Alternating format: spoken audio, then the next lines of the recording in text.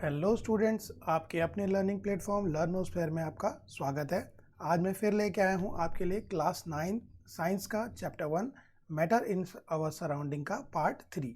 पिछले वीडियो में आपने इंटरचेंज ऑफ स्टेट्स के बारे में स्टडी किया। इस वीडियो में हम पढ़ेंगे टेम्परेचर स्केल्स के बारे में और यूनिट्स ऑफ मेजरमेंट और कुछ इंपॉर्टेंट टर्म्स जैसे डेंसिटी, फ्लूइडिटी एट्सेट्रा। सबसे पहले हम देखते हैं टेम्परेचर स्केल्स के लिए। तो टेम्परेचर स्केल्स हमारे 3 होते हैं, जो कि है फ़ारेनहाइट, सेल्सियस और केल्विन स्केल्स। तो तीनों स्केल्स में यहाँ पर आप कंपैरिजन देख सकते हैं कि सबसे पहले अगर फ़ारेनहाइट स्केल को देखें तो इसका मिनिमम पॉइंट यहाँ पर 32 डिग्री है, जो भी 0 डिग्री के इक्वल होता है, और सबसे ऊपर का है 212 डिग्री, जो आपके 0 डिग्री यानी फ्रीजिंग पॉइंट ऑफ वाटर पे आप देखेंगे तो ये तीनों इक्विवेलेंट हैं आपके। केल्विन का जो है 273.15, जो 0 डिग्री के इक्वल होता है। तो मिनिमम पॉइंट 32 और मैक्सिमम 212 डिग्री फ़ारेनहाइट। ऐसी सेल्सियस का 0 से 100 डिग्री सेल्सियस तक, और केल्विन का जो है इसके इक्वल में देखा जाए तो 273.15 से लेकर 373.15। तो ये तीनों आपके जो हैं 3 टेम्परेचर स्केल्स हैं, जिनके मिनिमम पॉइंट जो आपके अगर सेल्सियस से कंपैरिजन किया जाए तो ये आपके तीनों आपके मिनिमम पॉइंट है, और ये मैक्सिमम पॉइंट यानी ये इक्वल पॉइंट्स हैं आपके। अब इन्हें हम डिटेल्स में जानते हैं। सबसे पहले आते हैं फ़ारेनहाइट स्केल। इसको डेवलप किया था डैनियल गैब्रियल फ़ारेनहाइट ने, और ये जो फ़ारेनहाइट स्केल है ये 2 फिक्स्ड पॉइंट पर बेस्ड है, जिसमें सबसे जो बिलो पॉइंट है 32 डिग्री फ़ारेनहाइट, वो जिस पर आइस मेल्ट होना शुरू होती है, यानी 0 डिग्री सेल्सियस के इक्वलेंट ये होता है 32 डिग्री फ़ारेनहाइट। और दूसरा जो फिक्स पॉइंट है 212 डिग्री फ़ारेनहाइट, जिस पर वाटर बॉयल होता है, यानी 100 डिग्री सेल्सियस के ये इक्वल होता है।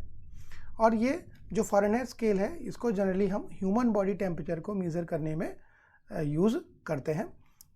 अगर हमें सेल्सियस में इसे चेंज करना है फ़ारेनहाइट को, तो आपको ये फार्मूला यहाँ पर यूज़ करना होगा, C = 5/9 ब्रैकेट में F-32। अब इनके क्वेश्चंस को हम जब एक्सरसाइज करेंगे तो उस वक्त करेंगे, तो अभी यहाँ पर आप केवल फॉर्मूले को जान लीजिए। नेक्स्ट चलते हैं हम सेल्सियस स्केल पर। ये सेल्सियस स्केल आपको दिख रहा है, इसको डेवलप किया था एंड्रस सेल्सियस ने, और इसको हम सेंटीग्रेड स्केल भी कहते हैं। और ये भी आपका जो वाटर की जो फ्रीजिंग और बॉइलिंग पॉइंट पर डिपेंड यानी बेस्ड है। तो फेज चेंज ऑफ वाटर पर, यानी 0 डिग्री पर इसका मिनिमम पॉइंट है जो कि फ्रीजिंग पॉइंट है वाटर का, और 100 डिग्री सेल्सियस जो कि वाटर का बॉइलिंग पॉइंट है, इस पर ही ये बेस्ड है। इसमें ये यूज़ किया जाता है साइंटिफिक कॉन्टेक्स्ट में। वेदर फोरकास्ट में आप सेंटीग्रेड पे देखते हैं कि जो सिटीज़ का जो टेम्परेचर होता है वो भी सेल्सियस में आपको दिखाई देता है, और मेडिकल एप्लीकेशंस में भी ये यूज़ किया जाता है। फ़ारेनहाइट में सेल्सियस को कन्वर्ट करने के लिए आपका ये फार्मूला है F = 9/5 C + 32।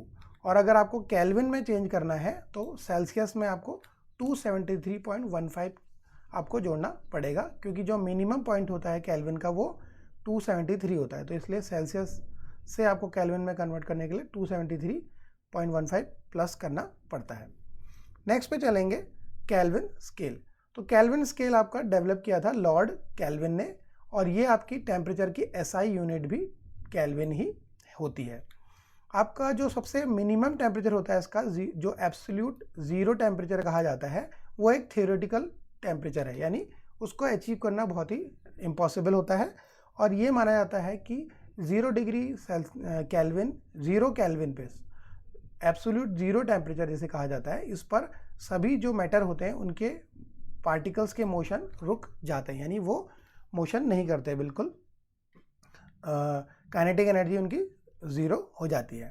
इस केल्विन जो स्केल है इसमें कोई भी नेगेटिव वैल्यू नहीं होती। आपको देखिए कि 0 से शुरू होकर के ये 373 केल्विन तक जाता है, जहाँ पर 273 केल्विन आपका 0 डिग्री सेल्सियस के इक्विवेलेंट है, और ये आपका 100 डिग्री सेल्सियस के इक्विवेलेंट होता है। और इसका यूज़ हुआ है थर्मोडायनेमिक्स में और साइंटिफिक रिसर्च में केल्विन का स्केल का यूज़ किया जाता है। और जो हायर टेम्परेचर होते हैं, जैसे सन के टेम्परेचर और जो प्लैनेट्स के टेम्परेचर हैं, वो भी केल्विन में ही शो किए जाते हैं। अगर इसको सेल्सियस में कन्वर्ट करना है तो आपको केल्विन से, जो केल्विन में जो भी टेम्परेचर दिया होगा उससे माइनस करना पड़ेगा आपको 273.15, क्योंकि ये जो सेल्सियस से 273 ज़्यादा रहता है, इसलिए आपको केल्विन से माइनस करना पड़ेगा 273.15। तो ये तो रहा आपका फॉर्मूला केल्विन से सेल्सियस में चेंज करने का। अब हम देख लेते हैं कुछ यूनिट्स ऑफ मेजरमेंट जो कि आपकी बेसिक फंडामेंटल यूनिट्स हैं। सबसे पहले आता है मास, जो उसकी यूनिट है kilogram, length metre, time second, volume cubic metre यानी मीटर क्यूब, और वेट या फोर्स जो होता है किसी उसका, उसमें उसकी यूनिट है न्यूटन, और प्रेशर का है पास्कल, डेंसिटी का है किलोग्राम पर मीटर क्यूब, टेम्परेचर का है केल्विन, ल्यूमिनस इंटेंसिटी वो यानी किसी भी जो कह सकते हैं कि लाइट की इंटेंसिटी है वो कैंडेला में, और अमाउंट ऑफ मैटर यानी पदार्थ की मात्रा वो मोल में मेज़र की जाती है। तो ये आपके बेसिक या फंडामेंटल यूनिट्स ऑफ मेजरमेंट हैं जो आपको याद होने चाहिए। अब नेक्स्ट पे चलते हैं, कुछ इंपॉर्टेंट टर्म। सबसे पहले लेते हैं डिफ्यूज़न को। तो डिफ्यूज़न वो प्रोसेस है जिसमें पार्टिकल्स हायर कंसंट्रेशन से लोअर कंसंट्रेशन की ओर मूव करते हैं, यानी इसमें जो पार्टिकल्स का मूवमेंट होता है हायर कंसंट्रेशन से, जहाँ पर उनकी जो अमाउंट है वो ज़्यादा है, वहाँ से जहाँ पर उनका अमाउंट कम है वहाँ की ओर ये प्रोसेस होती है, यानी पार्टिकल मूव करते हैं। और ये जो प्रोसेस है तब तक होती है जब तक कि जो पार्टिकल्स हैं वो इवनली डिस्ट्रीब्यूट नहीं हो पाते, यानी पूरी तरह अगर ये बराबर बराबर डिस्ट्रीब्यूट हो जाएंगे तब ये डिफ्यूज़न की प्रोसेस रुक जाती है। और ये क्यों होता है? ये होता है रैंडम मोशन ऑफ पार्टिकल्स के कारण। ये जो प्रोसेस ऑफ डिफ्यूज़न है ये लिक्विड और गैसेस में होती है, क्योंकि लिक्विड और गैसेस के पार्टिकल्स ही मूवमेंट कर सकते हैं। और जो गैसेस में होती है ये टेंडेंसी बहुत ज़्यादा होती है, यानी क्योंकि गैसेस के पार्टिकल जो होते हैं वो फ्रीली या रैंडमली मूव कर सकते हैं, तो लिक्विड से ज़्यादा गैसेस में ये डिफ्यूज़न की प्रोसेस होती है। गैसेस जो होती हैं वो आपकी अपने आसपास यानी सराउंडिंग्स में और एक दूसरी गैसेस के साथ बहुत जल्दी मिक्स हो जाती हैं। जैसा कि आपने देखा होगा, जैसे ही हम कुछ बर्न करते हैं उसका स्मोक जो होता है वो क्या करता है, बहुत जल्दी से सराउंडिंग जो एटमॉस्फेयर है यानी एयर में हमारा मिक्स हो जाता है और उसकी जो स्मेल है वो हम तक पहुंच जाती है। ऐसी परफ्यूम्स जो होती हैं वो भी क्या करती हैं, बहुत जल्दी से गैसेस जो स्टेट में आकर के बहुत जल्दी उनके पार्टिकल्स जो हैं वो रैंडम मोशन करते हैं और सराउंडिंग में डिफ्यूज़ हो जाते हैं, मिक्स हो जाते हैं, और परफ्यूम्स की जो स्मेल है वो हम तक पहुंच जाती है बहुत जल्दी बिकॉज ऑफ डिफ्यूज़न।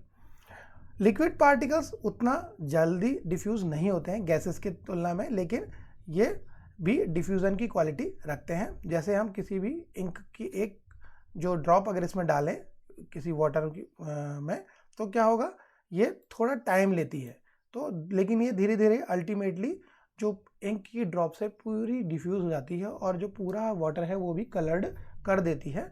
तो लिक्विड्स में भी डिफ्यूज़न होता है बट गैसेस से थोड़ा धीरे होता है। तो ये रही डिफ्यूज़न की प्रोसेस जिसमें जो पार्टिकल्स जो होते हैं हायर कंसंट्रेशन से यानी हाई अमाउंट से लो अमाउंट की ओर मूव करते हैं जब तक कि वो पूरी तरह इवनली यानी बराबर डिस्ट्रीब्यूट नहीं हो जाते। अब आते हैं डेंसिटी पर। तो डेंसिटी जो क्वालिटी है वो किसी मैटर की है कि उसके पार्टिकल कितने पास पास हैं। जैसे इस पिक्चर में आप अगर देखेंगे तो पार्टिकल्स बहुत ही पास पास यानी क्लोजली पैक्ड दिए हुए हैं। तो डेंसिटी का मतलब है कि how dense the particles are packed together, यानी कितने क्लोजली वो पैक हो रखे हैं, वही उसकी डेंसिटी को बताता है। और इसकी जो SI यूनिट है वो है किलोग्राम पर metre cube. High density material जैसे आयरन है या लेड है, इसमें जो आपके कम वॉल्यूम में ही हम ज़्यादा मास आ सकता है, यानी वो कम वॉल्यूम में बहुत ज़्यादा पार्टिकल्स उनके पास पास आते हैं, इसलिए वो हाई डेंसिटी के होते हैं और उनका जो कम वॉल्यूम का जो मास भी होता है हमें भारी लगता है।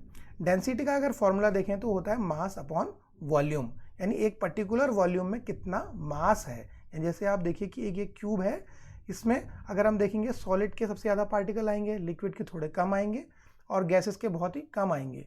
तो यहाँ पर आप देखेंगे कि सॉलिड की डेंसिटी सबसे ज़्यादा होगी, क्योंकि उसके जो पार्टिकल्स हैं वो एक इस वॉल्यूम में, अगर पर्टिकुलर वॉल्यूम को लें तो उसमें ज़्यादा पार्टिकल्स आएंगे, क्योंकि वो डेंस होते हैं, यानी पास पास होते हैं, क्लोजली पैक्ड होते हैं। इस तरह गैसेस की जो डेंसिटी वो सबसे कम होती है।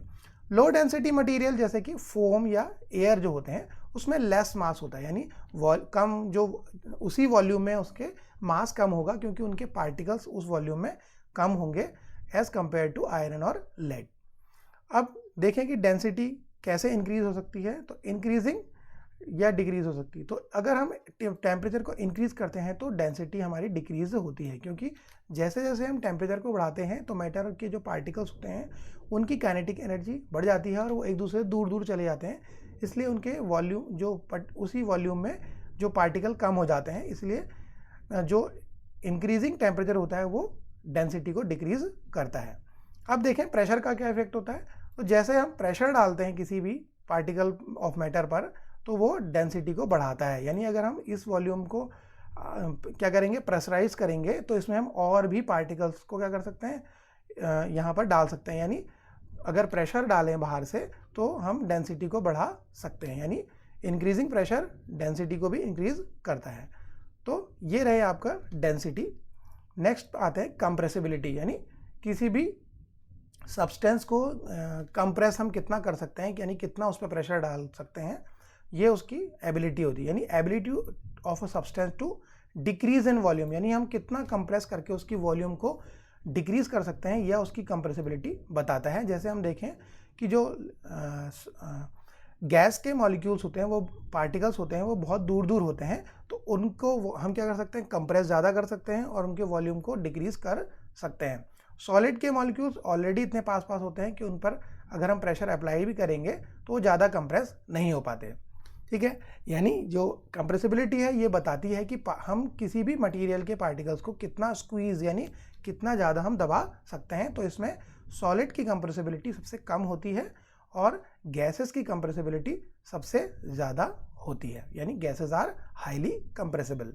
अब गैस पार्टिकल्स क्यों होते हैं, क्योंकि उनमें बहुत सारा एम्प्टी स्पेस होता है और वो क्या कर सकते हैं, उनको हम पुश करके उसी वॉल्यूम में और ज़्यादा गैस के पार्टिकल्स को ला सकते हैं। तो हम ये देखेंगे कि कंप्रेसिबिलिटी में सॉलिड सबसे कम और गैसेस सबसे ज़्यादा कंप्रेस हो सकते हैं। अब आते हैं हम फ्लूइडिटी, यानी एबिलिटी टू फ्लो। तो अगर हम देखें कि फ्लूइडिटी क्यों होती है, फ्लूइडिटी होती है जब जो पार्टिकल्स होते हैं उनके भी क्या होता है, they are free to move, यानी उनमें क्या होता है, फ्रीडम ऑफ मूवमेंट होता है पार्टिकल्स में। यानी अगर किसी भी मैटर के पार्टिकल्स फ्री मूव कर सकते हैं तो दे आर कॉल्ड फ्लूइड। तो लिक्विड और जो गैसेस होते हैं उनको हम दोनों को फ्लूइड कहते हैं। इसमें लिक्विड जो के पार्टिकल्स होते हैं वो एक लिमिट तक फ्लो कर सकते हैं बस, बट जो गैस के पार्टिकल्स होते हैं वो रैंडमली फ्लो कर सकते हैं, यानी रैंडमली मूव कर सकते हैं कहीं से किधर भी।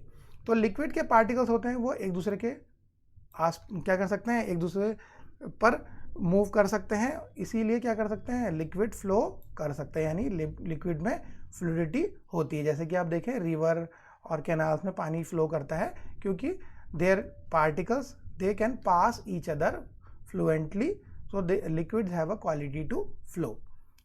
अब गैस के पार्टिकल्स तो क्या होते हैं कि और ज़्यादा रैंडमली मूव कर सकते हैं, इसीलिए गैसेस क्या कर सकती है, फ्लो कर सकती हैं और किसी भी कंटेनर के पूरे पार्ट को वो भर देती हैं। जैसे आप बलून्स को फुलाते हैं तो बलून्स एक ही तरफ नहीं फूलता, बल्कि पूरा जो होल बलून है वो पूरा प्रेशराइज होता है गैसेस के पार्टिकल से, because they can move randomly, और इसीलिए वो क्या करते हैं, प्रेशर भी डालते हैं, यानी गैस के पार्टिकल्स फ्लूइडिटी शो करते हैं।